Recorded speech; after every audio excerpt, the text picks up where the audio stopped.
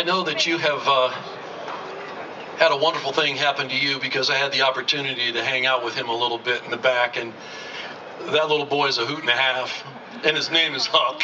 And I just dig that, because I used to call my grandson Jude Huck Finn, because he's the adventurer in our family.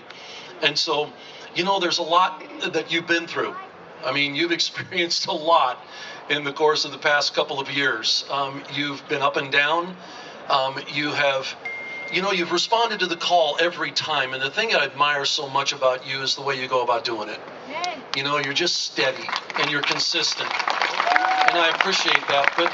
But once again, I'm more interested in you as a dad and what this has meant to you as you have journeyed over these past several months, having this boy. I don't know how old Huck is now, but he's a sweetheart. And if you could just share a little bit about that world and what God is doing in that as a father, I'd really appreciate it.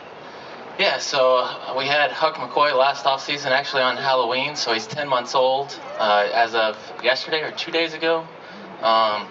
It's just been a great blessing to have him, and just kind of something I've been, chewing on, a verse from I Thessalonians. It says, "Humble yourself, therefore, under the mighty hand of God, that in due time he might exalt you." And just listening to Hunter's story and Denard's story, it just kind of, it's just sitting there chewing on that verse some more. And, I was thinking, it talks about humble yourself under the mighty hand of God. And I think what happens is just kind of what I've been thinking on lately is, you got to get to the point to where you just say, God, I can't do this anymore. I need your mighty hand, something bigger than what everything I can do inside of me to help me through this, and that's just listen to them. I think, God humbled them under his hand to eventually, to bring them to the point to where they can't do it and they know it's of God. And then at that point, they can exalt him. And just, that's what God did in my life to lead me to my wife. I was in high school. I knew I wanted to play baseball. That's all I ever wanted to do, but no colleges were ever recruiting me. And so I just eventually got to the point where I was like,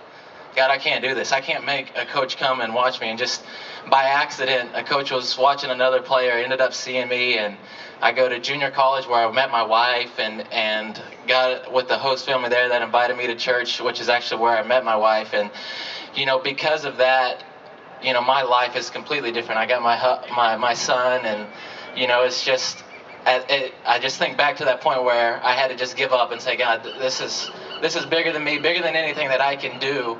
So then when I look back at it now, I know it's not of all the work that I put in, it's by God that I'm here. Yeah, that's awesome. By the way, you're going to have to do that raising your son too, because that's a tough job being a dad. So you're going to have to let it go and just say, God, I need all the help I can get. Because you can write all the manuals you want, but then you have your son and you realize he doesn't fit that manual. Yeah. And so all of a sudden you got to figure out, God, how do I trust you in this now? I'm trusting you with my life. Now I'm trusting you with this child. And that just becomes a beautiful extension again of who we are in Christ and the identity that Nick talked about. I saved